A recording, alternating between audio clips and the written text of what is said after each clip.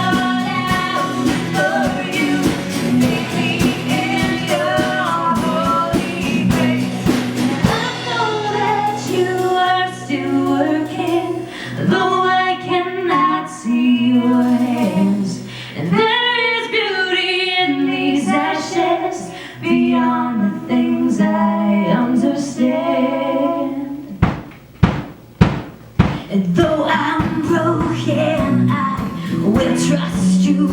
Though I'm here upon my face, one day I'll fall out for you. Make me in your holy grace. Though I'm broken, I will trust you. Though I'm here upon my face, and one day I'll fall out for you. Baby, in your holy grace. Baby, in your holy grace. Baby, in your holy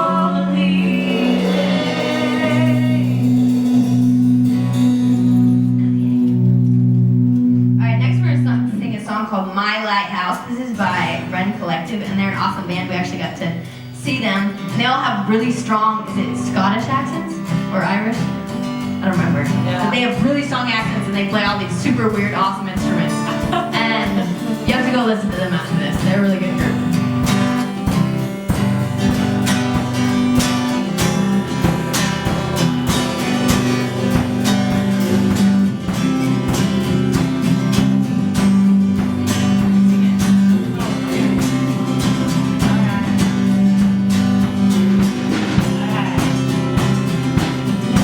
I'm wrestling in my doubt, in my failures, you know my God.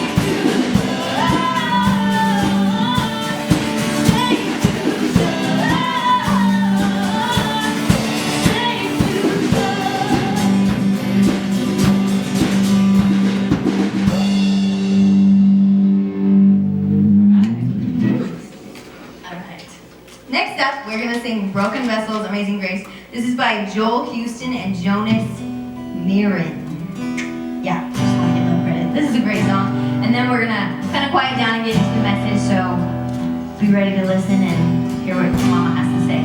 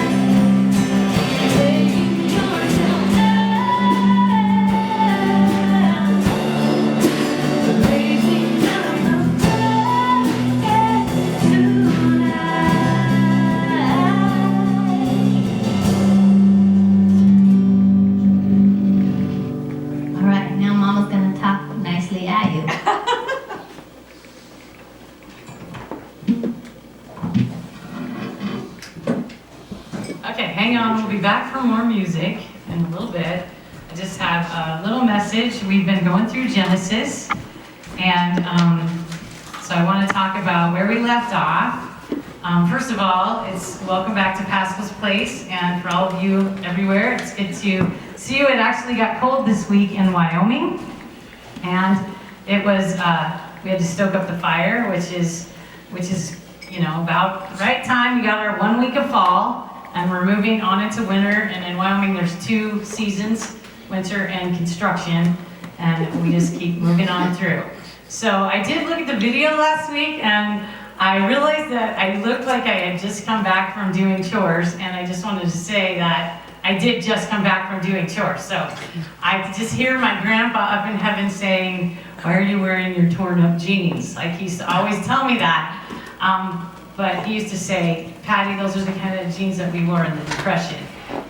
And so I would just tell him, well, people used to wear jeans because they're poor. Now they're poor because they wear jeans. So anyway, I try to dress up a little bit better today so that my grandpa wouldn't be ashamed of me up in heaven. So we talked about God being the creator of the world, and that's really important because all the evidence shows to God being the creator. And I mentioned the golden mean of design, which is also called the divine ratio.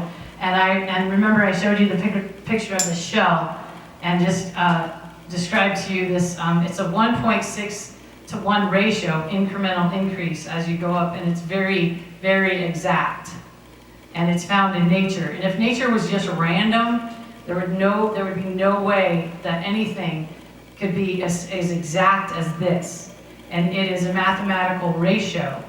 And so the area of 1 plus the area of the next equals the area of the next, and then the 2 to the area of the third equals the next one. It's a very exact ratio found all over in nature, found in the ram's horn, the nautilus shell, and even the way a wave breaks is the golden mean. And so it's very, very beautiful. And we talked about that. All the evidence of God being the creator, including a moral code that unless you're a criminal, everybody can identify that there's some kind of moral code. And so we know that. And we just talked about the fact that no one has been able to produce life in a test tube, no matter how hard they try, no matter what electricity they use.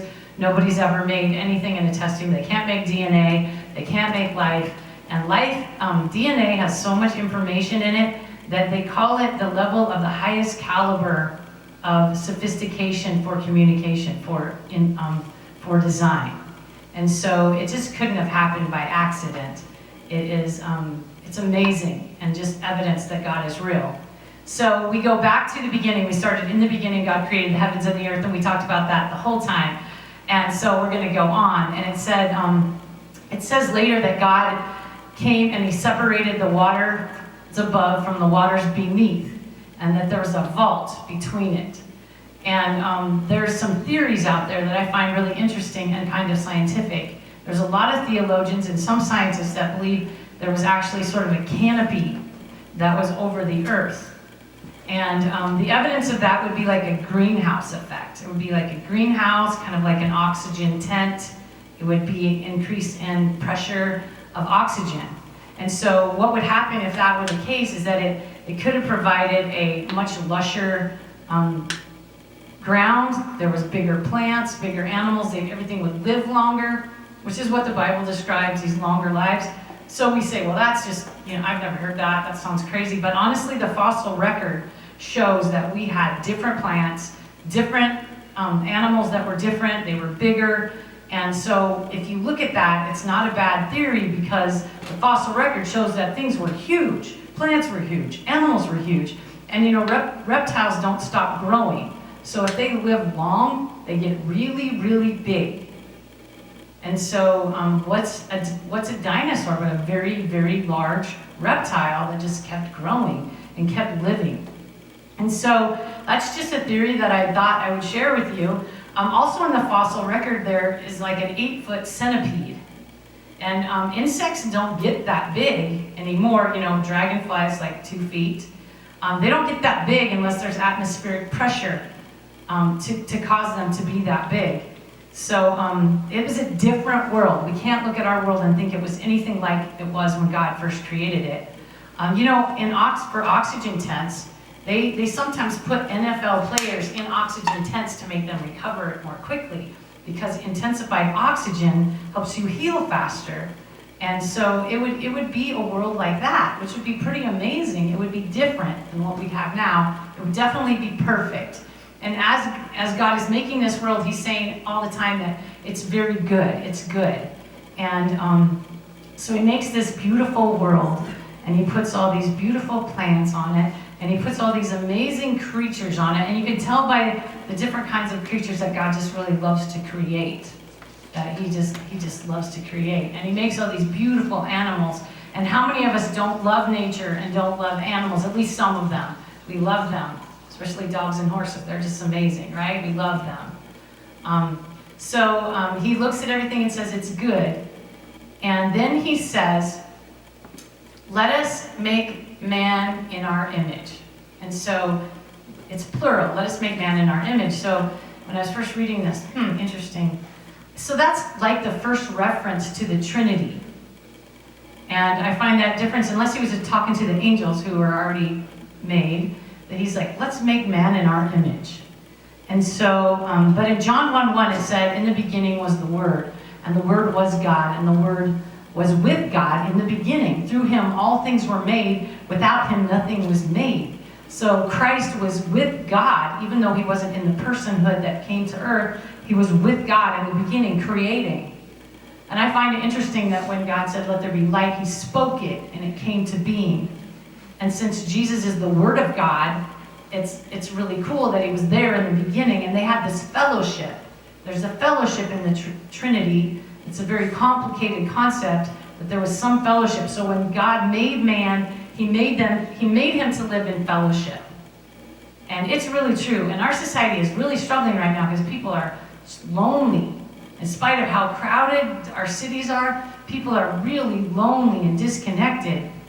I mentioned last week the movie with Tom Hanks, where Tom Hanks in the movie Castaway, he's like on this island all by himself, and nobody's around. He's there for years just trying to survive, and eventually he kind of starts to go crazy. Like anybody who's all by themselves would go crazy. You have to have fellowship. You have to have it. So he finds this volleyball, like I mentioned, and it somehow puts his bloody hand on it. It looks like a person. He starts talking to the volleyball, calls him Wilson. And as the movie goes on, you sort of get attached to Wilson, right? He becomes kind of your friend too. You're watching Wilson. And then when he's trying to escape on his raft, Tom Hanks loses Wilson. He falls in the water, and everyone's just like, no. And you feel for Tom because it's like, no, not Wilson. And you are like aching, get the ball back on the raft, and you're with it because you get it, that volleyball is really important to him, and it's a pseudo relationship that was keeping him alive. And we have that in America right now. We are so into our computers and our television, not getting out to see people, that we are losing our minds, and we have pseudo relationships with people in the media. So like there are people that just watch shows so they feel like they have a friend. And the amazing phenomenon of that Friends show back in the 90s, those guys rocketed to superstardom, several of those actors, because of how many people really related to feeling like one of their friends. And so they would come in the evening and watch Friends and feel like they had a friend. The weird thing is, it's all fake. Jim is not going to call you and say, how are you doing today? It's all fake. I mean, it's entertainment, but there's no real relationship, but it kind of feels like one to some people. And so we begin more and more to disconnect from real people. And instead of seeing people face to face, we're on a computer a lot, and we're texting, and we're missing the real fellowship of real friendship, People are so into that, We don't live that far from Harrison Ford. He lives over by Jackson. He just tried to have a normal life. He tries to go to town. People like swamp him and make him crazy. And there was a restaurant. I heard a story. Somebody worked in a restaurant, and they said that they all knew that Harrison Ford would come in, and they'd say, "Don't say anything to Harrison Ford. Just treat him like a real person. Don't freak out." Well, they got this new girl, and they forgot to tell her that Harrison Ford comes and gets food here. So one day, Harrison Ford comes in, she's like, "Oh my goodness, it's Harrison!" She freaks out, Totally. And Harrison Ford never came back because all he wants to do is have real relationships, you know? Doesn't want people to worship him, follow around. He just wants to have real relationships. And now there's a big thing now where, is it Kanye West has moved to Cody. And now everybody's like probably gonna move to Cody so they can be by Kanye West. I don't even know who that was until my kids told me. Apparently he's married to a Kardashian or something. Anyway, I don't know, but my kids know, people know. But that's caused a big uproar because people have all these pseudo relationships and they actually worship people in the media. It's crazy and really sad because we can't really have a fulfilling life unless we have real relationships.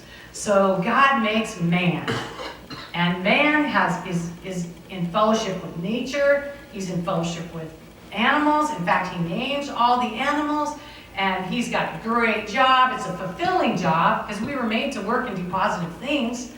And then, but God looks at him and he says, he's just still alone. And so he makes Eve. And the word Eve means life-giving. And it's interesting because DNA has proven that we all have one mother, one single mother. And I think it's the mitochondrial DNA that proved that we all have the same mother. So it makes sense that Eve is the beginning of life, the first life bearer. And, but she's now in the garden with him, but she came later.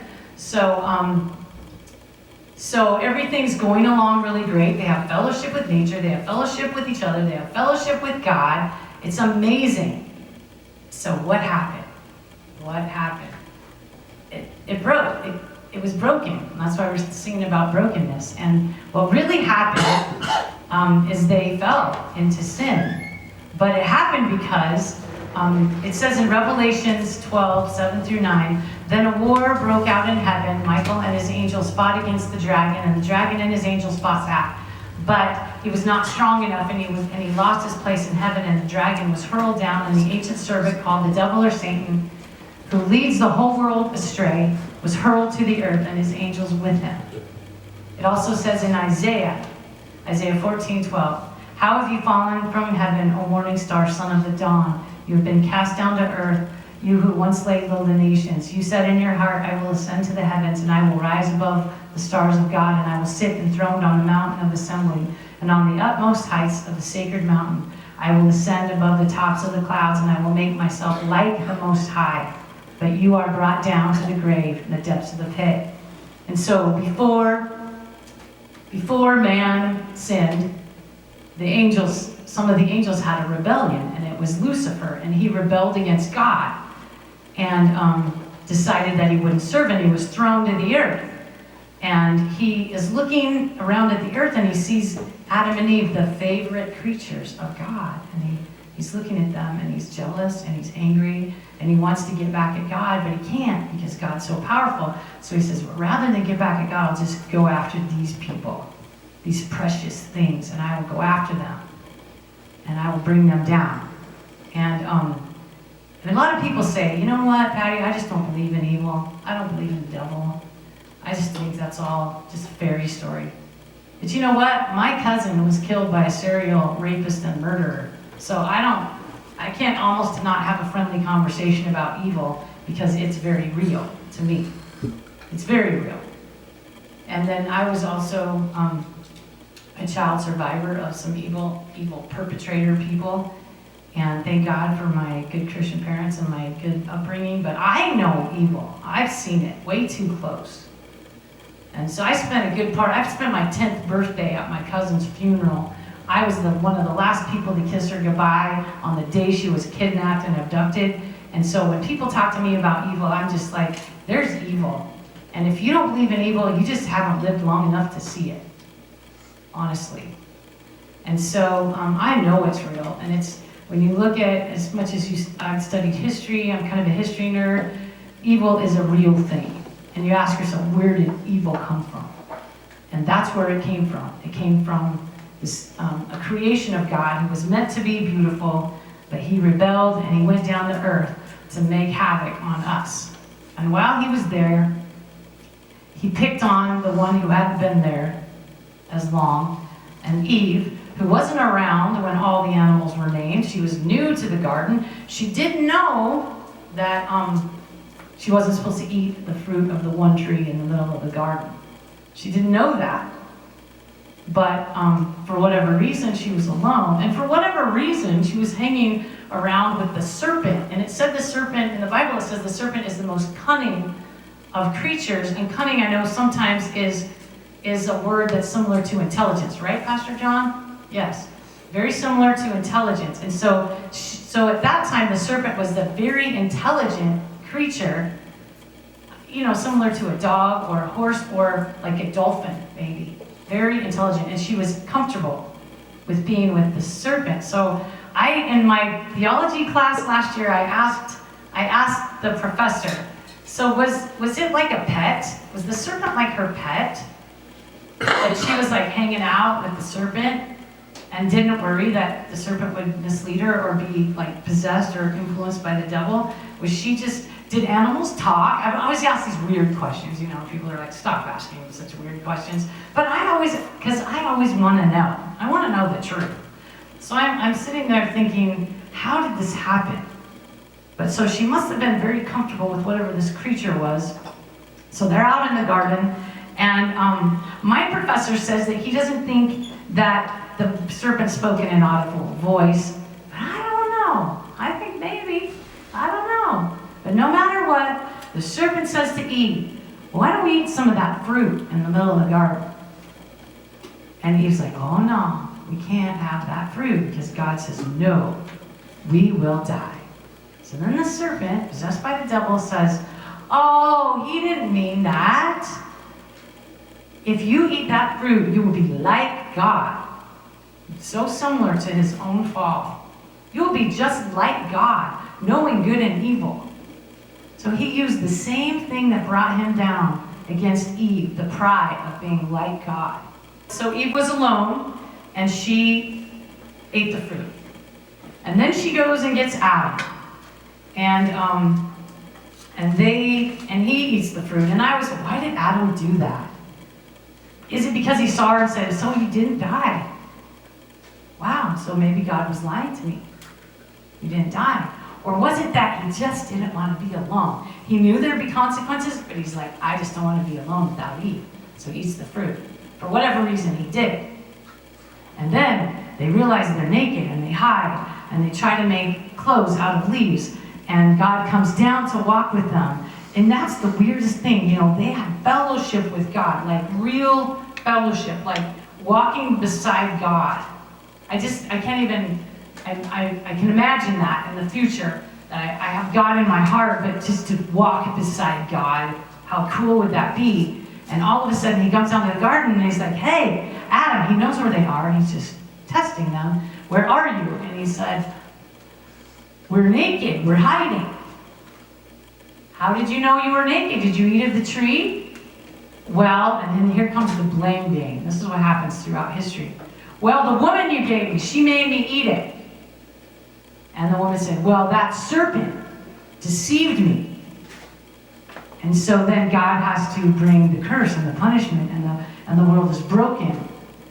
And he sends them out of the garden. And from then on, the snake crawls on the ground. And we hate it. We hate the snake. It's like the #2 phobia in the whole world, except for Casey. Hates the snake. And Casey only likes him because of that. Steve Irwin made her like snakes. But everyone else hates them. Okay, so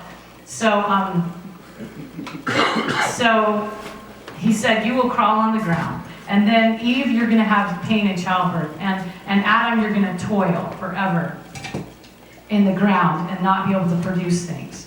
But Adam, they're sorry, and they get kicked out of the garden. And some people say that God made them clothes out of animal skins, and that was the first sacrifice for sin. So from then on, they had to, until Jesus came, they had to sacrifice for sin. But there is hope, because God did tell Eve, the snake will bite your heel, but you will crush his head.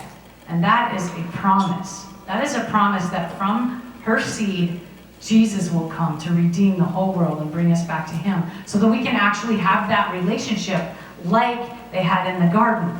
So that's really cool in the movie, The Passion of the Christ. The very first things is that he's talking to Satan. Satan said, you don't have to do this, you can do something else. And he says, nope, thy will be done, Father. And then he steps on the head of the snake. That's the prophecy right there. So even though they're cursed and the world is broken and it changes, he's already has the plan to redeem his people, which is really awesome. He already has the plan to redeem. And then we get to live in the opportunity to be able to have the plan of salvation, and we can have the relationship. So we were made to enjoy nature, to enjoy animals, to enjoy fellowship with people, and to commune with God. We were made to do that. And if we don't do it, we're always going to be searching for something. We're always going to be empty. We're always going to be trying to fill it. But the cool thing is God sent Jesus Christ to die for our sins so we can have communication with God and be completely filled. And all the people grasping at things, like the people that worship nature, I get it. They're just trying to grasp at God. And the people that love their animals more than anything else, it's a fellowship. Is that they feel that, and the people that that are serving relationships, that's their biggest thing. It's because relationships are important, but it's never enough without God. And so the cool thing is that even though the world is broken, God redeemed it, and that's awesome that God redeemed the world from sin. And some people say, well, Patty, I think this is just kind of a fairy story that you came up with, but there are very similar creation stories around the world that are very much like it. Here's one in a book I found today, and it said, it's quoted, it said, the so-called temptation seals have also been unearthed in the vicinity of Nineveh, a real place. In 1932, the University of Pennsylvania expedition under the leadership of E.A. Spicer found an old seal and a picture of a man and a woman and a serpent. These people did not serve God, so this was just something that they found in Nineveh, which is actually a very evil city of Assyria. Another unusual seal cylinder found still earlier shows a tree in the middle with a woman on the left and a man on the right. Behind the woman stands a serpent, which appears to whisper in her ear while the woman is plucking some fruit. This is also similar to a story by the Babylonians in the works of Gilgamesh. So this same similar story is even in Egypt. There are very similar stories, which is why you will often see the serpent or the snake either despised or worshipped in different parts around the world. But there's a lot of evidence that it was a story that spread all over the world. And so it's very interesting because there is evil. There is an evil present, but God provided redemption for that. But in the meantime, and I'm going to sing a song, and so guys come up here. I'm going to do a song. It's called Moving On, because we are broken. We are totally messed up. And without God, we're hopeless. And it would be everything that Satan would have us do. Sorry, I'm trying to get this fixed. Is to walk away from God and just go off on our own and not find fellowship with people and not find fellowship with Him because of our brokenness. Because it's like once bitten, twice shy. We seek to know God, we seek to know people, and we get hurt. So then we pull away. And so, but God redeems everything. He can redeem everything. So we're going to do this song called Moving On.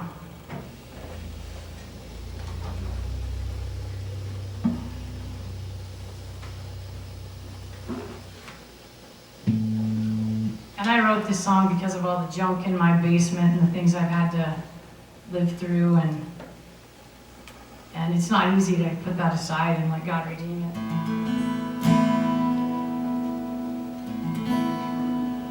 These bones in my basement, throwing them out. This box of fears too, as I'm cleaning house. This beast I've been feeding on my better pain. It's going away now. It's time for a change. 'Cause I could hang on to the things that I've been through